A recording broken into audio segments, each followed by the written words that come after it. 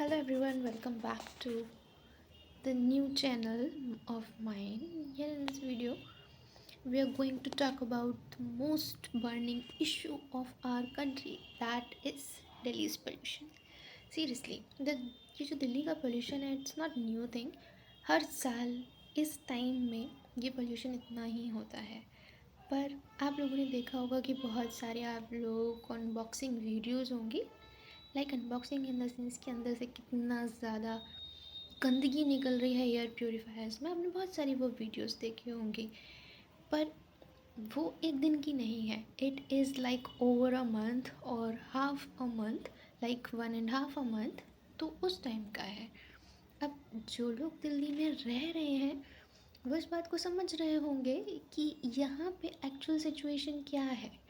लोग यहाँ पे बिना मास्क के घूमते हैं, ये हम सब ने देखा है. आजकल जो मास्क है वो N95 था. पहले कोविड में आप लोगों ने मास्क बहुत डिमांड में आया था. आपने सुना होगा कि N95 mask should be used like in order to refrain ourselves from being contaminated from कोविड-19. बट अब वो मास्क भी अपडेटेड हो चुके हैं. Now you have to use N99 mask in order to prevent yourself from the air pollution of Delhi. Yes, the air pollution of Delhi. अब सब लोग बात करेंगे कि दिल्ली में इतना पोल्यूशन है, एयर पोल्यूशन है, वाटर पोल्यूशन है, but nobody is talking about the reasons of this pollutions. See, Delhi में जो पोल्यूशन है इसके गिने चुने 2-3 रीज़न हैं. पहला रीज़न है the overpopulation of Delhi. हर कोई इंसान, the person who wants to do some work comes to Delhi, person who wants to study comes to Delhi. So जो दिल्ली का कैरिंग कैपेसिटी है दैट हैज़ एक्सीडेड. बहुत टाइम पहले से एक्सीड हो चुका है. हो सकता है कि 2-3 डिकेड पहले से एक्सीड हो गया हो, but it is true that it has been exceeded. अब इसका अगर आप एग्जाम्पल लेंगे, कैसे पता चलेगा कि भाई दिल्ली की कैरिंग कैपेसिटी एक्सीड हो चुकी है. अगर आप लोग कभी मेट्रो स्टेशन पे गए होंगे और नहीं भी गए होंगे तो आप लोगों ने इंस्टाग्राम या फिर यूट्यूब पे वीडियोस देखी होंगी. कितनी ज़बरदस्त भीड़ होती है मेट्रो स्टेशंस पे. इतनी भीड़ होती है कि 2-3 कंट्री बन जाएंगे, भूटान, मालदीव्स या फिर पाकिस्तान जैसे भी. सो jokes apart, but it is true कि दिल्ली की जो कैरिंग कैपेसिटी है वो ख़त्म हो चुकी है.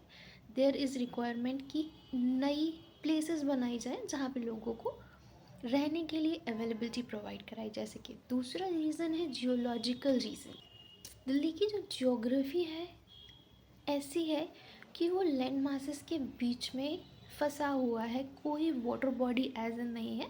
जो यमुना रिवर है हम उसको वाटर बॉडी कंसिडर नहीं कर सकते because that has been converted into like drainage system जिसमें सब लोग गंदगी डंप करते हैं. दिल्ली की जो इंडस्ट्रीज़ हैं उनकी गंदगी डंप होती है, तो एक वाटर बॉडी नहीं कह सकते. हालांकि मानसून के टाइम पे वो बहुत ज़्यादा इस बार लाइक ओवरफ्लो हो गई थी. There were situations like flood, but still that can not be considered as a water body that is required for Delhi. अब जो एयर है वो ट्रैप हो जाती है इस सिचुएशन में, इस जगह पे.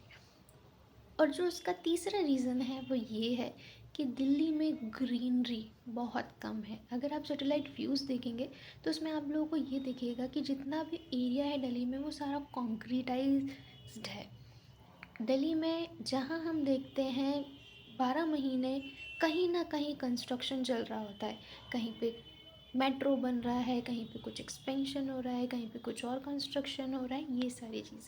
ये सारी चीज़ें मिल के दिल्ली को एक एयर पोल्यूशन का एक सेंटर बना देती है. Not even air pollution, it's also related to water pollution. उसका भी सेंटर बना देती हैं.